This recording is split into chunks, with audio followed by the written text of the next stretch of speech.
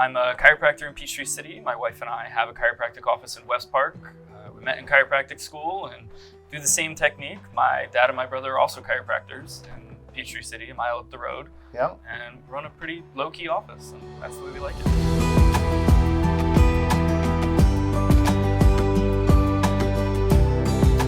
Welcome to Connections. I'm Glenn Gould, and with me today is my good friend and my doctor, Dr. Phil Crane. Phil, thanks for being here today. If you would, I know a lot about you, but of course our audience may not, so tell them a little bit about you. So I'm a chiropractor in Peachtree City. My wife and I have a chiropractic office in West Park. We met in chiropractic school and do the same technique. My dad and my brother are also chiropractors in Peachtree City, a mile up the road. Yeah. And run a pretty low-key office, and that's the way we like it. Well, I don't know if it's that low-key, but I do appreciate you saying that. So, you said that your dad is that how you ended up becoming a chiropractor? Or? Yeah, I think so. Since I was born, I kind of was like, hey, I want to do this. And then there was a rocky bit there where I'm like, maybe I could teach high school biology or something. And that lasted like 6 months, and then I went back to it, and that's how I became a chiropractor. Did you actually teach high school? I did not teach high school, but there was a point in time where I thought maybe I could do that. Yeah. And then after I got most of my doctorate hours, I was like, maybe I could just teach like bachelor level biology, because I have master level classes with it. So. Okay. But no, I have learned that I am not a great teacher. Okay, now you say you're a chiropractor, but I know that you're a little different. So why don't you touch on that a little bit? So we do a technique called Applied Kinesiology. Chiropractor is the doctor for bones, and Applied Kinesiology brings the muscles, the joints, the ligaments, the rest of it into it. And so it takes chiropractic to the nth degree. Okay. It incorporates, it's very synergistic. And so you can tackle a problem from multiple angles and get results faster. Well, I know that, for me and my family, we've experienced it, and it is different. It's a lot different, and you kind of go, that's weird, why did that work? But it does, and so that's one of the best things about it. You're from Peachtree City. I am. I was born in a jacuzzi in Pine Gate subdivision, actually. Really? Literally in the house jacuzzi. No water. It wasn't a water birth, but...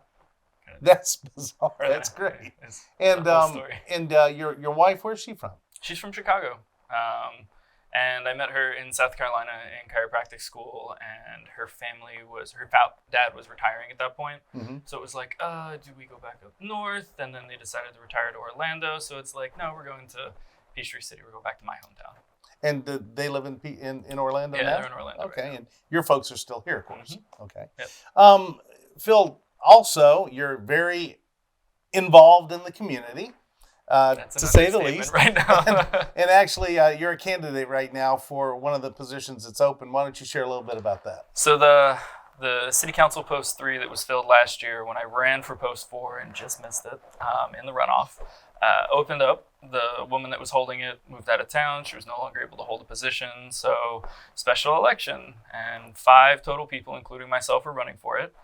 And it's a short cycle, so that's great. I mean, right. From the time that we realized it was starting until election day, it was like 8 weeks. That's really quick. And that's very nice. Yeah, that way exactly. you don't start in March and you start building momentum, and then you get to like 4th of July and everyone's really excited, and then you got to stop it from dropping only to bring it back up again in November. Right. So it'll probably go to a runoff, but still 8 weeks is pretty short. 12 weeks is even short. And my wife's very happy it's a short cycle. I bet she is. So if you would, just because I don't know, and perhaps you can shed a little light on the way the system works. You ran for one post last year, mm-hmm. or 2 years ago, yes. Last year, okay. Yeah. And now you're running for a different post. How does that work? Correct. So the council seats used to be referred to as the seat formerly held by so-and-so, whoever was in there. Okay. And it got confusing.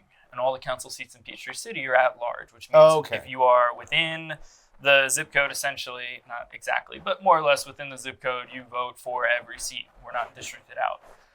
But you can only run for one seat. So if 2 seats are open, it's not everybody runs and they take the top 2. You have to declare for your seat. Okay, kind of like what they did in Alaska recently, where they did that. So why are you involved? I mean, what is it that made you want to do this? Because let me tell you something. I mean, most people, politics, man, it's not a fun game. I get the comment, like, what as someone in your early 30s made you consider this, let alone do it?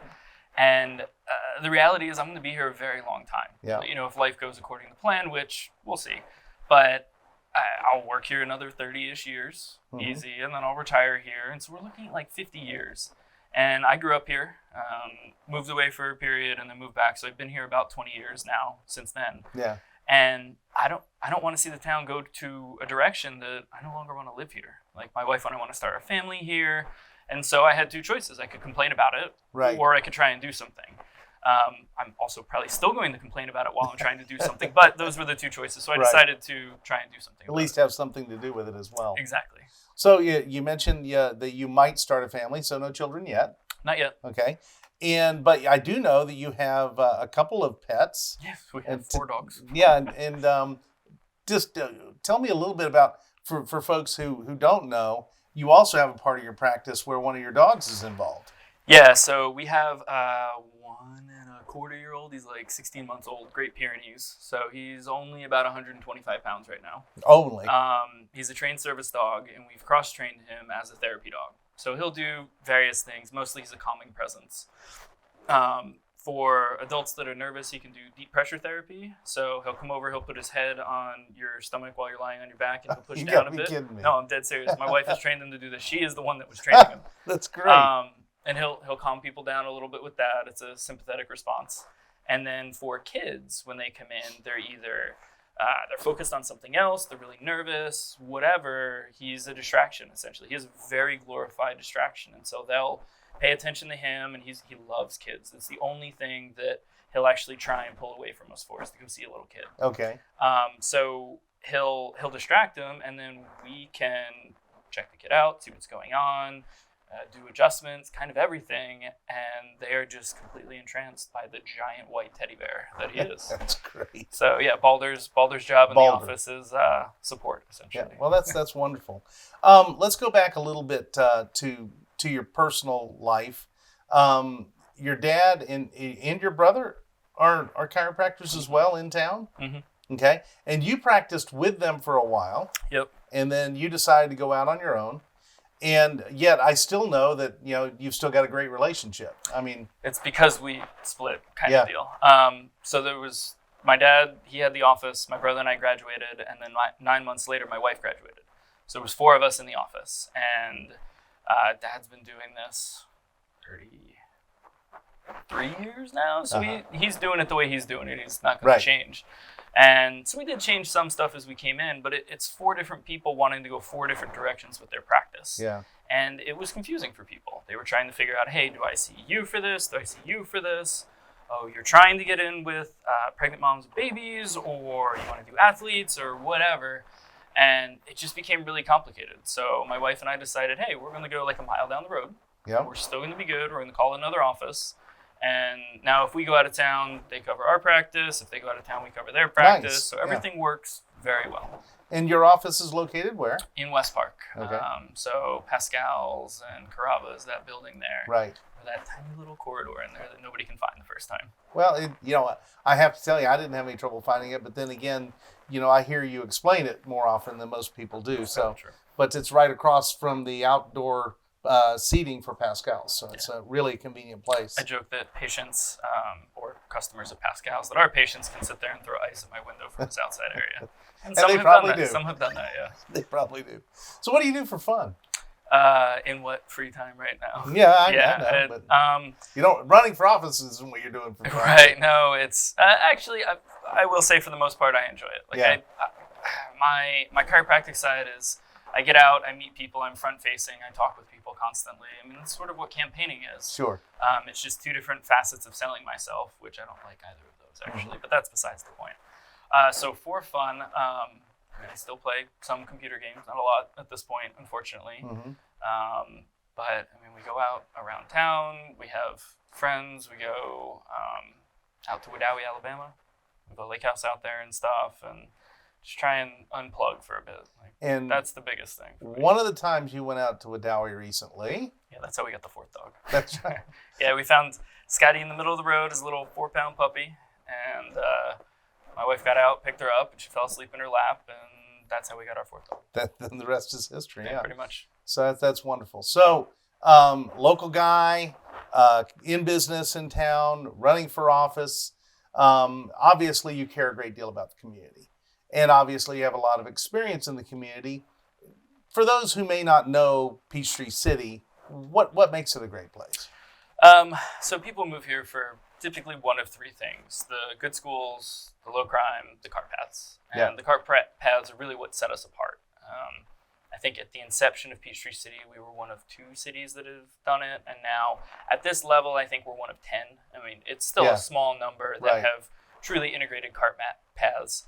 To give you an idea, we have like 200 miles of road in the city and 112 miles of cart path. So, wow. Yeah, I was at a meeting you were at just yesterday, and I heard somebody say that one of the great things about Peachtree City is that there's very low instance of drunk driving, because people come home, they park their cars, they get in their golf carts, and they go out to dinner. Well, now, what people don't know is you can get a drunk driving and ticket it has in a golf cart too. So multiple times. Yeah. Absolutely. Not with me. Sorry, I have not done that. Yeah, of course. But it has happened. Yeah. So, just if you were to describe somebody that obviously people have a working knowledge of chiropractic, and yet I didn't know what chiropractic was, and in my whole life I had known chiropractors. A very close friend down in Florida is a chiropractor of mine. A friend of mine. I had never been to a chiropractor, much less an applied kinesiologist. So what kind of things can you help with? We do the standard. I have sciatica, I have low back pain, my neck hurts, stuff like that. Mm-hmm. And then depending on what's going on, like my wife has a pediatric practice essentially. So she sees the mothers, the pregnant mothers, the babies when they're born, and babies are pretty easy. They only have a couple of days of life trauma to fix. Right. So, you see them, it's like, oh, wait, maybe one little thing and it's the latest touch and it's fixed. But then the other side of it is we're very heavily with athletes. What we can do, we can key into small changes. So 1-2% that most people won't realize. I won't realize it, but an athlete will realize it. Right. So we have a guy that's a pitcher, and he had a preemptive Tommy John surgery. And so he ended up where he couldn't fully extend the arm again, and his goal was to get it extended. So I went with him to a pitching facility, and as he was throwing, he was realizing that he was doing 2 hops on his other leg, and he never did that before. And we're trying to figure out what, and we found out that he wasn't able to get the other arm. So he had the surgery on his right arm. He wasn't able to get the other arm far enough behind him to counterbalance him. So he had to hop to stop from falling. So what actually allowed him to start fully extending the arm, because he wasn't afraid that he was going to fall, was fixing a muscle that allowed the other arm to come further back. And had I not been in a pitching facility with him, I never would have realized it, because it's not like he's sitting there throwing in my office. Yeah, definitely not, yeah. But as soon as we fixed that, he jumped up 7 miles per hour on average. And that was not pulling down. That was just stationary throwing. So that's unbelievable. We key into whatever the problem is. Yeah. And if we can't fix it, we're really good about saying, that's not us, go here. And that is one of the things that I've heard you say before, where, there are things that obviously takes a different type of specialist that you can't fix. But I am constantly impressed by the myriad of things you can fix. The things you've done for my son and my wife and my other son, and for me, really, it's just kind of surprising what happens. And if you haven't ever had the experience before, you really ought to, if you've got a little bit of pain, or maybe you're having a little bit of range of motion problem, these types of things that you might think, gosh, I don't want to go in, I don't want to have surgery. Well, you might be able to avoid that. How would they get in touch with you? Our website is sentinelptc.com. Wanted to keep it Peachtree City. Right. If you search it, it's the only thing that pops up at this point. So we also wanted a name that was unique enough that didn't have a whole bunch of other things. Yeah. A lot of chiropractic offices are blank chiropractic. It's usually last name chiropractic. Right. My dad's office is Crane Chiropractic, so Sure. sentinelptc.com is the easiest way to get us. And Jillian, your wife, you mentioned about mothers who are pregnant. I know every pregnant woman that I've ever known at some point in time complains about back pain, and she can help them. Yeah, she can help them. I can help them. We can both do it. She enjoys it more, so usually I can't see her. And it also helps with delivery to some extent. If you think about it, the pelvis itself has to go through this transformation in order to give birth. Right. And if everything's working right, the transformation's easy. It means labor's quicker. It's usually less painful. And so if we don't have the mother prior to getting pregnant, then usually we get them about 30 weeks. The last trimester, the last half of the last trimester, when you have relaxin flooding the body, all your ligaments are really loose and everything is shifting out. And that's when you get like the low back pain kind of thing. And when you get that, we can put it back in, but everything's loose, so it goes back out. I got back in, it goes back out. But we keep it as good as we can up until birth, and then it's easy. And then when we take care of them after the fact, we put it back in. It takes a little longer to go out, then a little longer, a little longer, a little longer. Then what we start doing is we have to correct, because mom always holds the baby on this side, or mom always holds the baby on this side. Think about that, yeah. So that was one of the things you told me about my shoulder is I drive in a car all day when I'm doing deliveries, and I lean here, putting my arm on the armrest, and of course, no wonder my shoulder hurts. It's really common sense. But if you know what to look for. But you have to know what to look for, and then you have to know how to fix it. So, well, Phil, I just really appreciate you coming in and taking some time with us today. I know your schedule is just crazy, and you got another appointment here in another 15 minutes. I do it to myself though. But I appreciate it. We really appreciate you, taking care of our family. I know that he can take care of your family, and we appreciate, win or lose, we appreciate the fact that you are one of those people who will step up. There's so few of us that will go out and step up and say, this is what I believe in anymore. And it's getting harder and harder to get good people to serve. So we appreciate you running for the position, and appreciate your involvement in Peachtree City. Again, it's sentinelptc.com. Yep. If you want to reach out to Dr. Crane and perhaps have a consultation and see if he can help you. I know he can, and if he can't, I know that he knows somebody who will. And so, but thanks so much for coming in today. Thanks, and I appreciate you being here. And this has been Connections. I'm Glenn Gould. Thanks so much for watching. Bye now.